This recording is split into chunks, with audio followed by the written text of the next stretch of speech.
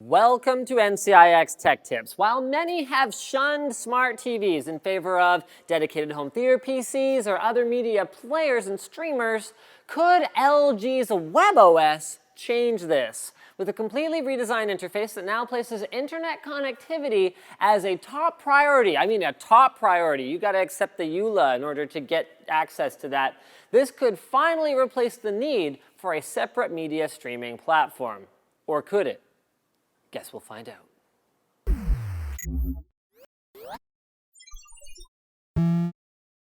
WebOS was originally designed for mobile devices. HP sold the operating system to LG in early 2013. LG adapted WebOS to their smart TV lineup. Now, it's in homes everywhere. In the first 3 months of availability, LG sold more than 1 million WebOS TVs. So today, we're going to give you a rundown of WebOS and why it just might be a better smart TV than what you're used to seeing, which may or may not be that difficult.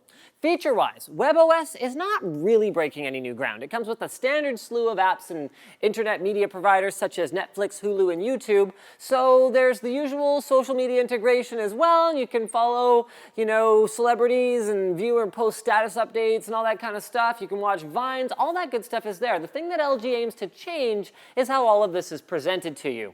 Traditionally, smart TVs were very bad at multitasking. Using any apps or features meant that an ugly, full-screen UI would completely cover up the show you were trying to watch. As a result, many people tended not to use these apps at all. The new WebOS interface is designed to use as little of the screen as possible while still giving you all of the vital information and leaving your show on in the background. Furthermore, with the beefy multi-core processors and higher memory amounts on the latest models, you can now multitask.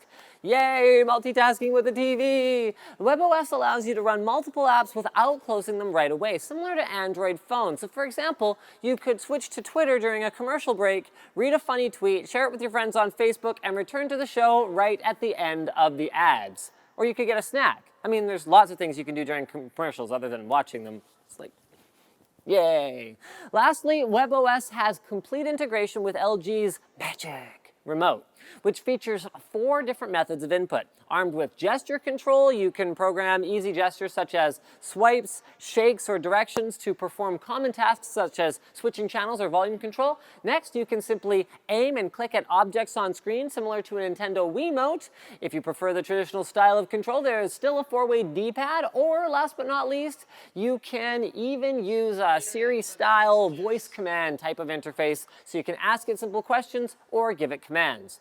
Overall, on our LG 55-inch LB6500, we found the user experience very positive. Menus popped up quickly, their animations were smooth, and most importantly, our viewing experience was not completely interrupted by trying to use the smart features. The Magic Remote controls were quite responsive, and the aim and point mode tracked the remote perfectly. The voice commands were probably the least convenient, as I would want pretty nearly an instant response when controlling a television. So for example, if you tell it to adjust the volume, you might have a few steamboats that you can count in between it actually happening. So, I mean, sometimes depending on the kind of show that comes on, you might need to adjust that volume pretty quickly. So you might want to use a different input method, so to speak, for that. I mean, either way, it's a nice feature to show off, I guess, when you're bragging about your new smart TV, but beyond that, we didn't really find it that useful. We love the idea, though, of having a smart TV be able to do it all, and LG's new WebOS is a step in that direction. While it's not going to be able to completely replace a home theater PC or a smartphone for social media,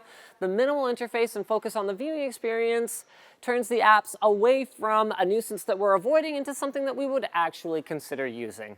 Thanks for watching, guys. Comment below, and as always, don't forget to subscribe for more videos like this from ncix.com.